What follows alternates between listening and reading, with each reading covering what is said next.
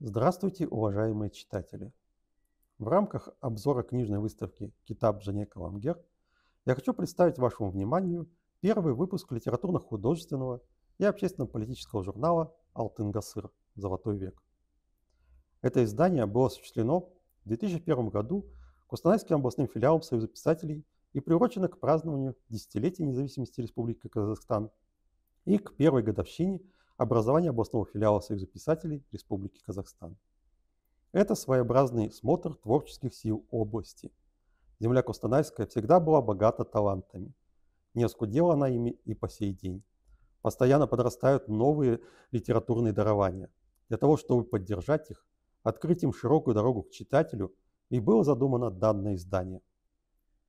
В первом выпуске представлены произведения местных авторов на казахском и русском языках, стихи и рассказы, очерки и эссе. Все они пропитаны любовью к родной земле, к ее людям, к ее истории. Открывается выпуск стихотворным напутствием от главного редактора журнала, директора Костанайского областного филиала Союза писателей Казахстана Марфуги Бектимировой. А далее представлены поэзия и проза как известных, так и начинающих писателей.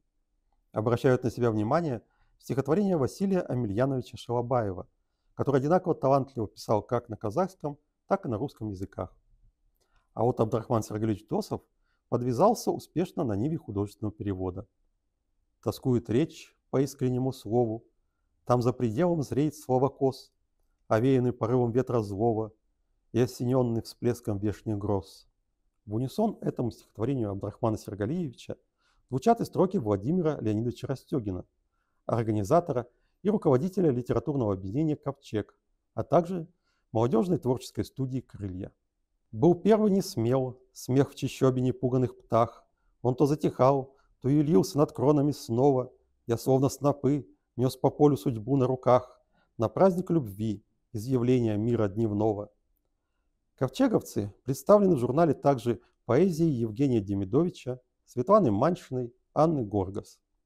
У земли, как у моря, ревущие шквалами стоны, только спрятаны толстой корой, что не вырвется вздох. Только их заглушают парадные марши колонны, эти многоэтажные стоны погибших эпох. В рубрике «Юные дарования» напечатаны замечательные по своей свежести восприятия стихотворения Ольги Акерман, Екатерины Басковой и Елены Преображенской. Вот как, например, родной город описывает Ольга Акерман. «Мой город, мой дом в тополиных стенах, с лазурью на крышах, с асфальтовым полом, с игривым и буйным весенним тоболом, нередко мне снится в сиреневых снах». Отрадно, что есть и страница поэта города Рудного, в которой представлены Татьяна Буланова и Сергей Петренко. Журнал, несомненно, представляет интерес для всех, кто любит хорошую литературу и стремится узнать больше об искусстве родного края. Многие авторы, напечатанные в нем, сейчас уже стали признанными поэтами кустанайской литературы. Их произведения не утратили своей актуальности и найдут живой отклик у современного читателя.